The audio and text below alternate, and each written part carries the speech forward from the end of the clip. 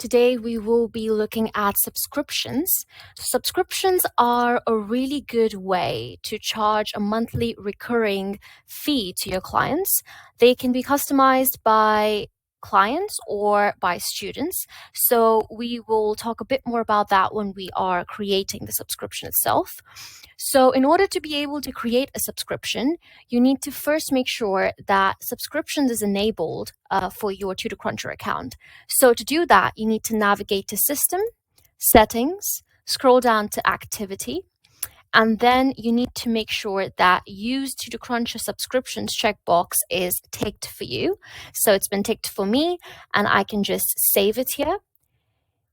You then need to navigate to Activity, Subscriptions, and then create a subscription.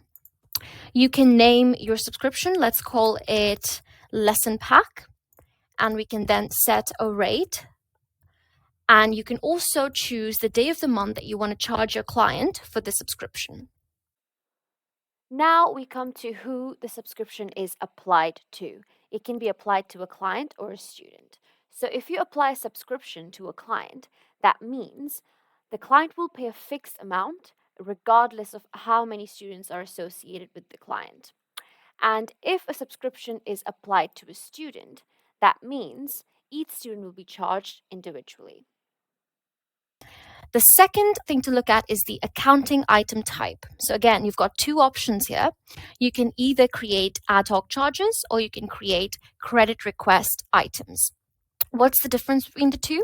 So let's talk about credit request items first. So if you select this option, it works much like a conventional credit request on TutorCruncher. So in this type of subscription, you will be sending out a monthly charge to the client. Let's say it's £100 here. That amount will be credited into their account.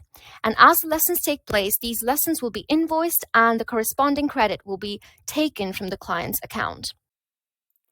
Ad hoc charges work a little differently compared to credit request items. Instead of adding credit to a user's account, they represent a one-time charge that is applied to the user for a specific month of usage. They are very similar to a gym membership, for example. So that's the difference between the two. And again, according to your needs and your requirements, you can choose either of these options. So let's go and create credit request items. The final one is you want to make sure that this checkbox is ticked if you want to keep the subscription active. If it's unchecked, then the clients will not be charged further for the subscription. So we click on Submit. Your subscription has been created. The next step is to add clients to the subscription.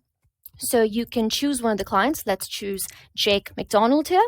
You can add a note if you like. And then you can also set a custom charge rate, which may differ from the actual charge rate that you've set for your client. And we recommend using this option if you, for example, want to give a first month discount on subscriptions to your client.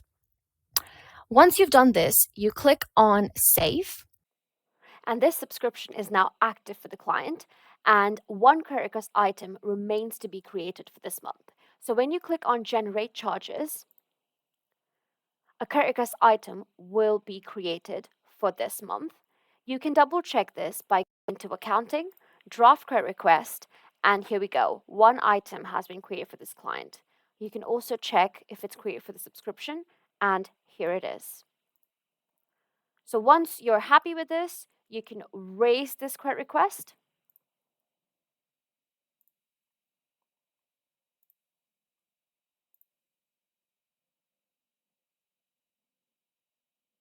And this credit request has now been raised for this client, PFI 19, right here.